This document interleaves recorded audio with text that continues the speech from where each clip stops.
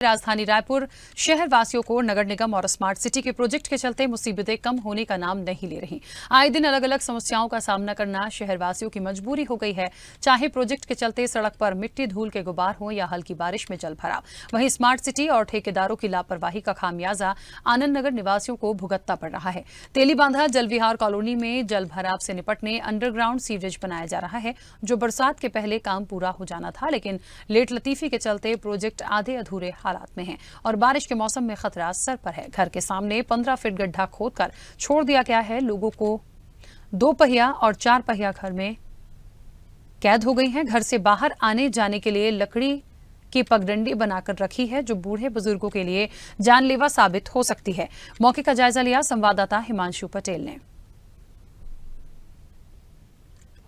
राजधानी रायपुर में नगर निगम और स्मार्ट सिटी कई ऐसे प्रोजेक्ट में काम कर रही है जिससे लोगों की सुविधाएं तो हो रही, लेकिन कई प्रोजेक्ट ऐसे भी हैं जो कहीं ना कहीं बारिश के दिनों में काफी मुसीबत मोल लेने के लिए यहाँ पर आतुर कर रहे हैं। जिस तरह से ये जो आपको वो प्रोजेक्ट दिखाने जा रहा हूँ, जो कि जल विहार से लेकर आनंद नगर की ओर जो जल भराव की स्थिति बनती थी, उससे निपटने के लिए यहाँ पर सीवरेज सिस्टम यहाँ पर बनाया जा रहा है। और कहीं ना कहीं ये जो तमाम जो प्रोजेक्ट है बरसात के पहले ही बनकर तैयार हो जाना था, लेकिन ठेकेदार और प्रबंधन की लापरवाही के चलते आज तक ये प्रोजेक्ट है पूरा नहीं हो पाया और बारिश का जो मौसम है वो आ गया है।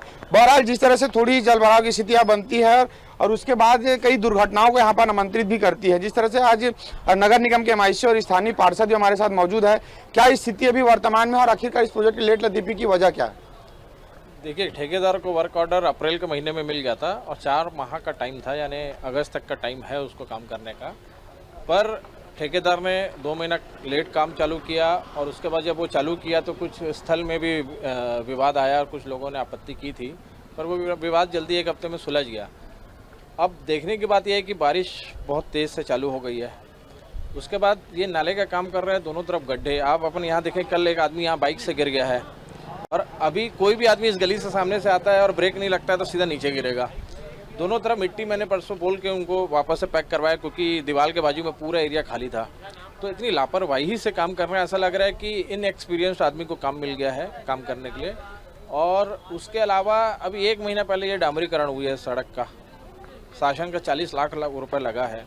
तो पीडब्ल्यू के अधिकारी और नगर निगम के अधिकारियों ने आपस में पहले ये क्यों नहीं बनाया, क्योंकि टेंडर लगे तो 6 महीना हो गया था, तो शासन के पैसे का 40 लाख रुपए नुकसान हुआ।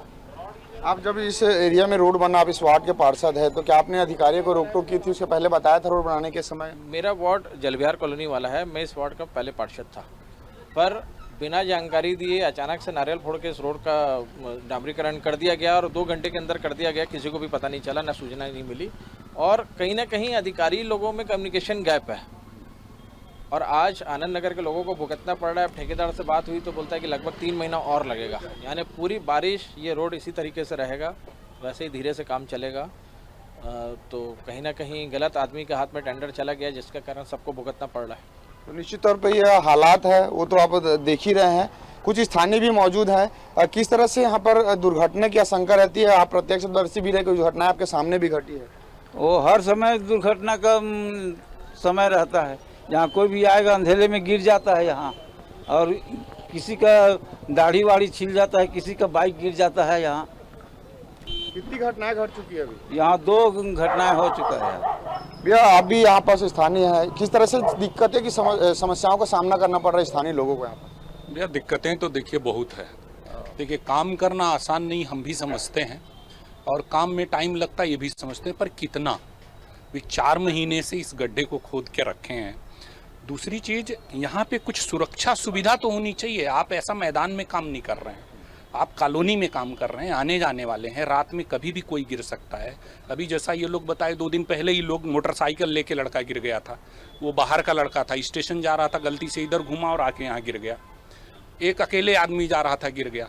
दूसरा, जो लोगों के घर में जाने का कनेक्टिविटी दिया है, आप आगे जाके देखेंगे, कोई भी सिक्योरिटी नहीं है।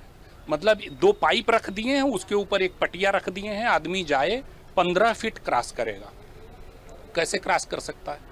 अगर पैर फिसल गया और नाले में गिर गया तो किसकी जिम्मेदारी होगी? तो कम से कम सुरक्षा सुविधाएं तो आप मुहैया कराइए।